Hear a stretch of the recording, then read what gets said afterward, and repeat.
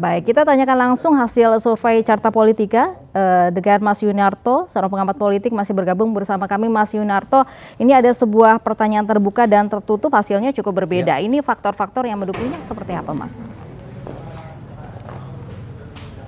Bukan, ini sederhana saja. Pertanyaan terbuka itu pertanyaan spontan, ditanyakan tanpa memberikan pilihan. Jadi dengan pertanyaan apabila pemilu diadakan hari ini, mana yang Bapak Ibu Saudara pilih?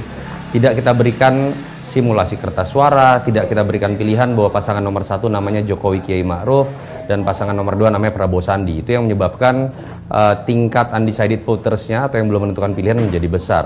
Kalau yang real bisa disimulasikan sebagai elektabilitas terkini, itu adalah pertanyaan tertutup karena di situ sudah kita sertakan dengan simulasi kertas suara, orang dipersilakan untuk mencoblos. Perbedaannya hanya di situ. Baik, nah kalau untuk melihat dari hasil survei tadi begitu, apakah ini memungkinkan bahwa posisi Jokowi ini cenderung aman atau memang belum aman, Mas Yunarto?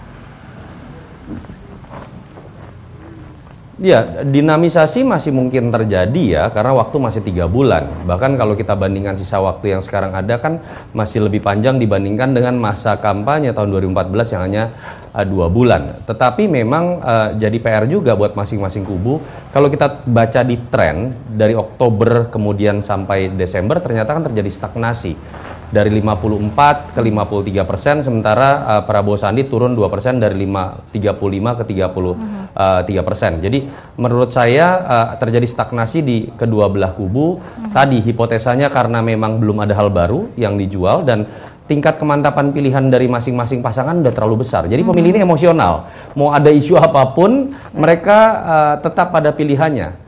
Selisih swing voters itu hanya sekitar belasan persen.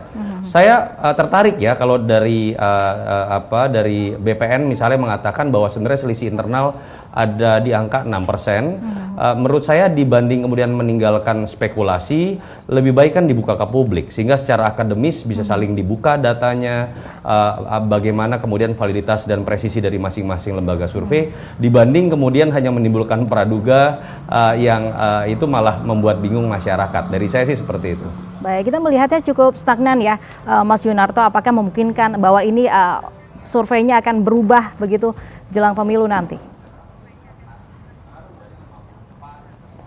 Ya, dinamisasi terjadi. Tadi saya katakan kalau polanya dan ritmenya sama seperti apa yang kita lihat dari bulan Oktober ke Desember, ternyata tidak ada banyak perubahan. Istilahnya ceteris paribus.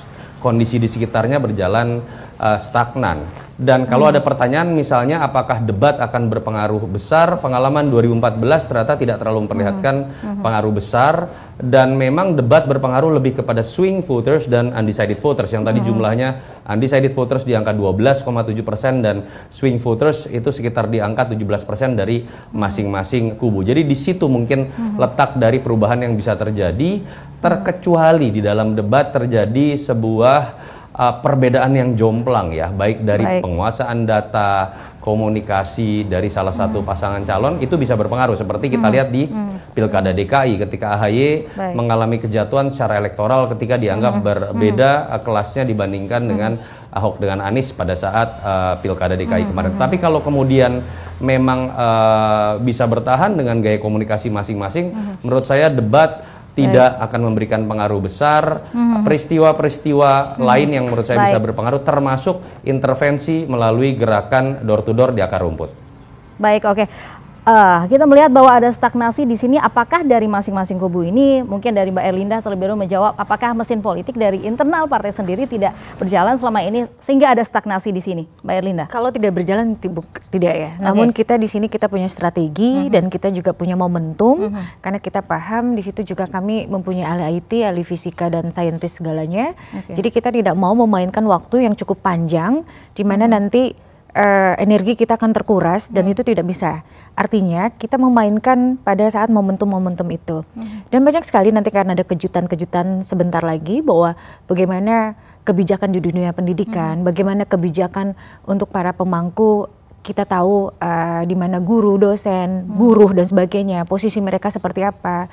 Dan saat ini yang dikatakan infrastruktur tidak berguna bagi apapun itu akan kita perlihatkan bagaimana infrastruktur dengan ekonomi itu sangat penting sekali, karena tanpa ada infrastruktur bagaimana kita akan berjualan nantinya, ya kan, seperti itu. Dan yang paling utama adalah masyarakat juga akan paham. Kita sangat menyayangkan bahwa ada oknum-oknum yang saat ini kita akan juga kejar, bahwa entah itu oknum dari relawan, entah itu oknum dari mana yang saat ini namanya hoax maupun ujaran kebencian, itu juga mungkin akan membuat suara-suara swing voters itu juga akan beralih kepada 01 pastinya. Dan yang paling utama juga adalah bagaimana kita membangun satu tujuan, Indonesia maju, dan negara kita memang negara maju. Sudah tidak lagi kita katakan bahwa Indonesia adalah negara-negara yang seperti dulu, misalnya negara berkembang yang berpuluh-puluh tahun. Nah, saat ini yang paling utama adalah milenial dan kaum afiliasi, dan itu yang kita langsung kejar, dan pastinya di sini kita tidak memberikan PHP. Baik, oke. Kemudian menanggapi ini sehari jelang debat besok, apa upaya dari tim BPN Prabowo Sandi untuk mendongkrak suara? Ada 10 swing voter di situ. Ya, yang jelas begini, saya ingin menjawab pertanyaan dari Mas Yunarto tadi bahwa sebaiknya diungkap, insya Allah dalam akhir bulan Januari ini kita akan Partai Amanah Nasional akan mengungkapkan ke publik hasil survei internal kami. Kebetulan saya caleg dari Partai Amanah Nasional dari Dapil 2 DKI Jakarta Pusat. Berat Jakarta banget. Dan ini kebetulan ini dapil saya ini. Kami akan mengungkapkan hasil survei kami, kenapa sampai selisihnya itu hanya 6%, begitu ya.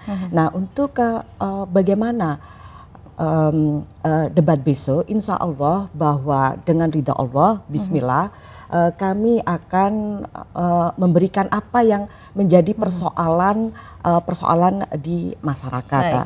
Tentunya persoalan korupsi, tadi malam sudah dibahas juga di ILC, bahwa kami menginginkan aparat hukum ini adalah aparat yang bukan yang bebas dari intervensi, karena ini adalah cukup penting bagi kami masyarakat melihat ada kepastian hukum. Untuk itu kami menginginkan nantinya mereka yang berada di garis depan penegakan hukum bebas dari intervensi dan bukan dari partai politik, ya, begitu. Nah, ada hal lain ini kalau kita melihat bahwa kalau tadi dikatakan tidak ada hal yang baru, persoalan yang dihadapi oleh masyarakat saat ini adalah persoalan job, persoalan employment, persoalan harga-harga. Karena itu tetap kami melihat bahwa ini yang harus kita address, menata fiskal. Dan kami tidak anti infrastruktur ya Mbak Erlinda ya, tapi infrastruktur ini harus tepat guna. Kami menginginkan bahwa infrastruktur ini melakukan pendekatan yang strategis, bukan pendekatan mendekati pemilu, begitu kira-kira. Baik, terima kasih Bu Dian dan juga Mbak Erlinda, dan juga tadi ada Mas Yunarto Wijaya, pengamat politik yang sudah bergabung bersama kami di iNews Sore.